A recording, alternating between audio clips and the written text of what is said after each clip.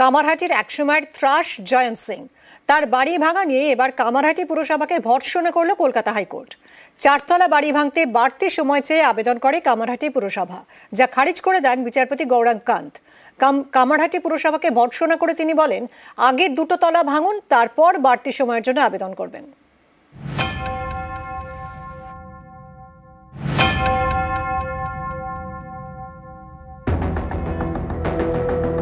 4 সপ্তাহের মধ্যে ভেঙে ফেলতে হবে জয়ন্ত সিং এর বেআইনি বাড়ি।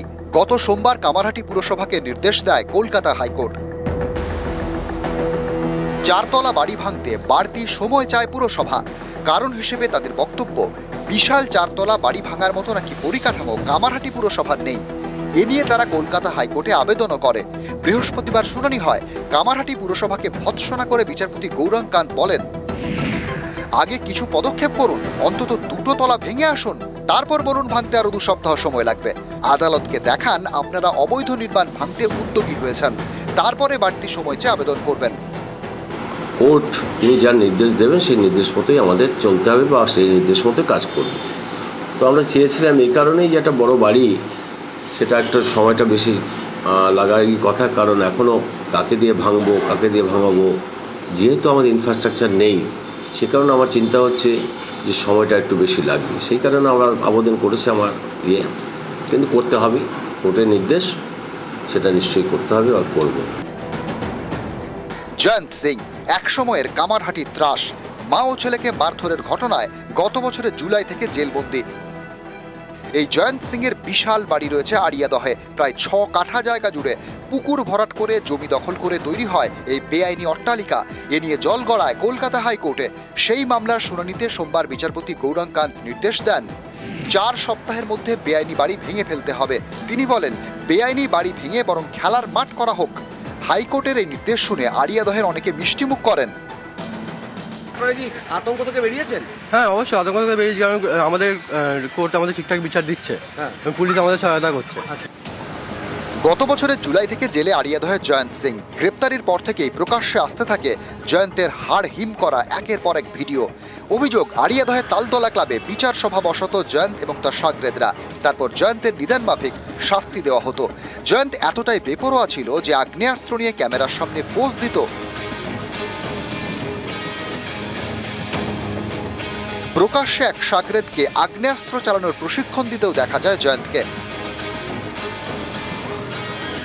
কখনো আবার হাত পা ধরে চ্যাংদোলা, তারপর লাঠি দিয়ে পিঠে কোমরে দমাদম মার।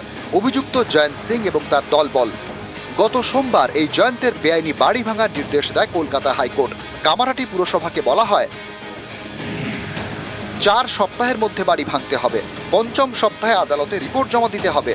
তা না করে বাড়ি ভাঙার সময়সীমা বাড়াতে চেয়ে আবেদন করে কামারহাটি পুরসভা, যা খারিজ করে দিয়েছে কলকাতা হাইকোর্ট। বলেছে, আগে কিছু পদক্ষেপ করুন, অন্তত 2টো তলা ভেঙে আসুন, তারপর বলুন ভাঙতে আরো 2 সপ্তাহ সময় লাগবে। নিউজ 18 বাংলা। বজ্রাঘাত থেকে বাঁচাবে তাল গাছ, এমনই মনে করেন হুগলির পান্ডুয়ার ভূগোলের শিক্ষক। তাই 22 বছর ধরে বসিয়ে চলেছেন একের পর এক গাছ।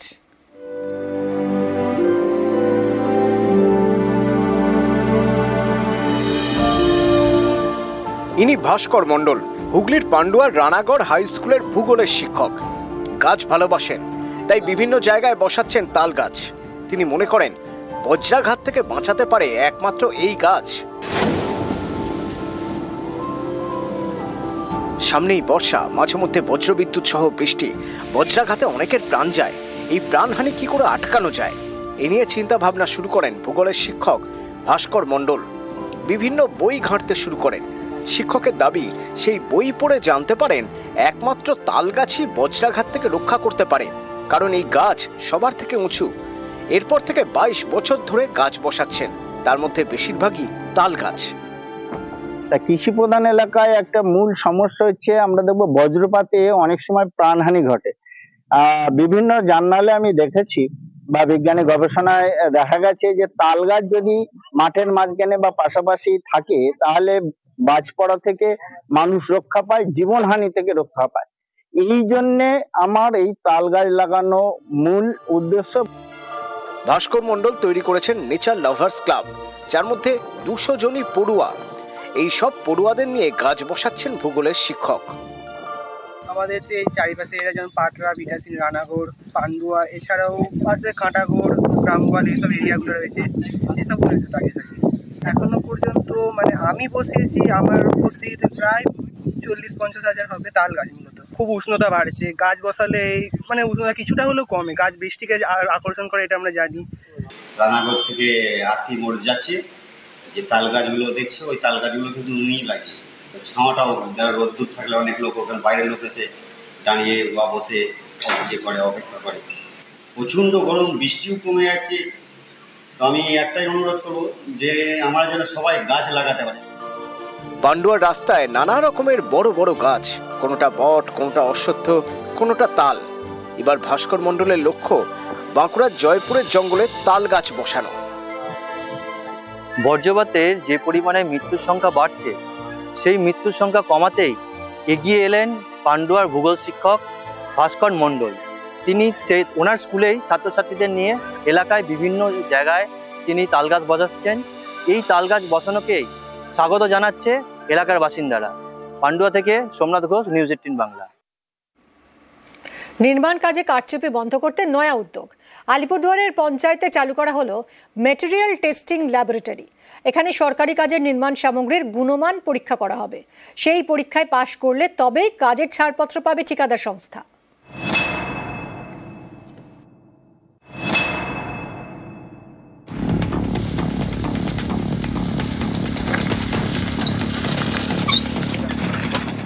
কখনো রাস্তা তৈরি করার কয়েক মাসেই তা বেহাল,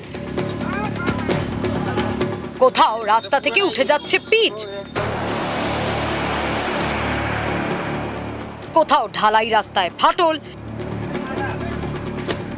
সরকারি কাজে বারবার খারাপ কাঁচামাল ব্যবহারের অভিযোগ। এসব রুখতে এবার নয়া দাওয়াই আলিপুরদুয়ারের গ্রাম পঞ্চায়েতের। চালু হয়েছে ম্যাটেরিয়াল টেস্টিং ল্যাব। আলিপুরদুয়ার 1 নম্বর ব্লকের বিবেকানন্দ 1 নম্বর গ্রাম পঞ্চায়েত। এবার থেকে এখানে কোনো রাস্তা তৈরি হলে বা কোনো সরকারি বিল্ডিং তৈরি হলে ঠিকাদার সংস্থাকে বসতে হবে পরীক্ষায়। যে সামগ্রী দিয়ে নির্মাণ করা হবে তার স্যাম্পল টেস্ট করা হবে ল্যাবরেটরিতে। পরীক্ষায় পাশ করলে তবেই মিলবে কাজের ছাড়পত্র। কাজ শুরুর পর সন্দেহ হলে ফের স্যাম্পল টেস্ট করতে পারে পঞ্চায়েত।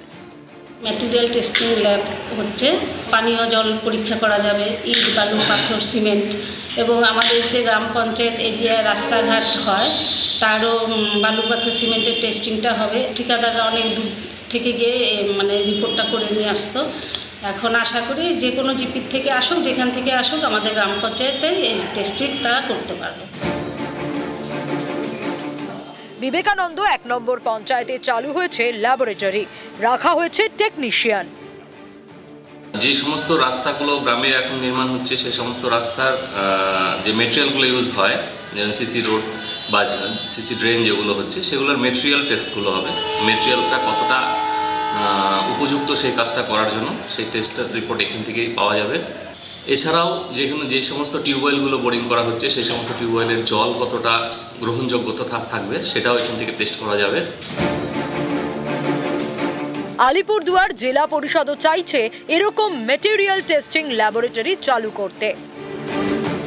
আলিপুরদুয়ার থেকে রাজকুমার কর্মকার, নিউজ 18 বাংলা।